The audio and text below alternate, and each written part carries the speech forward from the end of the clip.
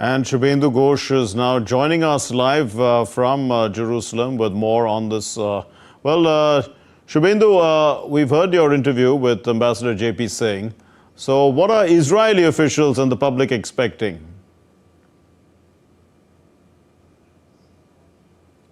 Expectations are quite high, Mark. To begin with, the honor that is being extended to Prime Minister Narendra Modi to be able to address the Knesset is a unique honor given to a world leader, where Prime Minister would be sharing his thoughts on the current geopolitics and the close ties between India and Israel. Also, as far as partnership is concerned, remember, defense and security partnership is a cornerstone of India-Israel ties. If you look at from 2020 to 2024, about 13% of India's defense imports came in from Israel, and for Israel, the percentage that was being exported was a significant one. Israel is also looking at Asia, in particular India, to foster deeper partnership as far as innovation and defense and security is concerned.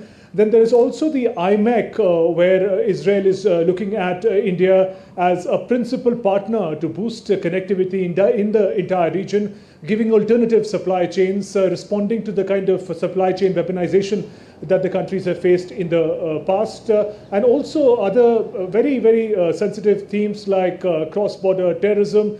These are issues on which Israel and India find themselves on the same page. So, host of issues and themes where there is a great degree of convergence between the two countries. Also, if we look at the principals here, Prime Minister Modi and Prime Minister Netanyahu, they also share a very close and warm rapport. So in that sense, the mutual warmth and friendship between the leaders also plays a very key role in steering the relationship between the two countries with sort of new milestones. So expectations are high in host of areas, Mark, as Prime Minister Narendra Modi is set to embark on a visit to Israel, his second official visit.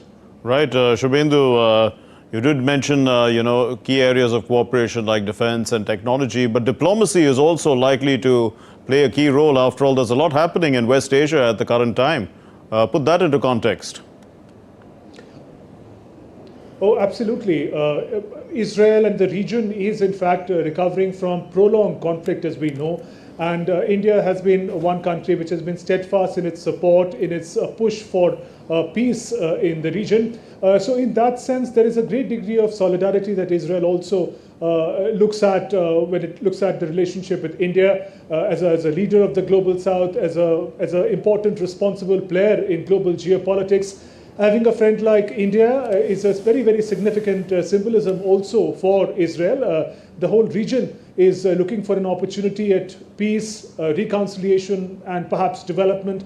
In all these aspects, India in the past has played a key role as far as development inputs in the region is concerned. Also, there is a significant amount of tension brewing in the region vis-a-vis United States and Iran as well.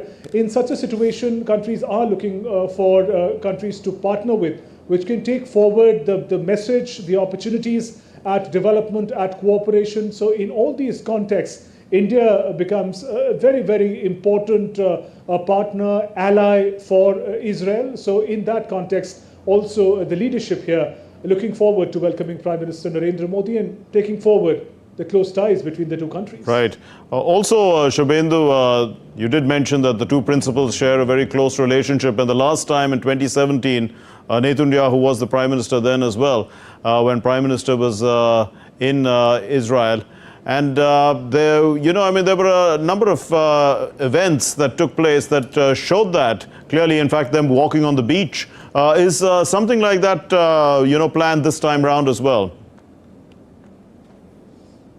This is going to be a very packed two-day visit, Mark, for Prime Minister Modi. But the friendship and the warmth between the two leaders is going to be on display through various means. The first, of course, is Prime Minister Modi being welcomed to address the Knesset. Prime Minister Netanyahu, when he was giving out that news to the local media, he also referred to Prime Minister Modi a number of times as a friend. And Prime Minister Modi also gives it back in the same tone. Both the leaders refer to one another as friends.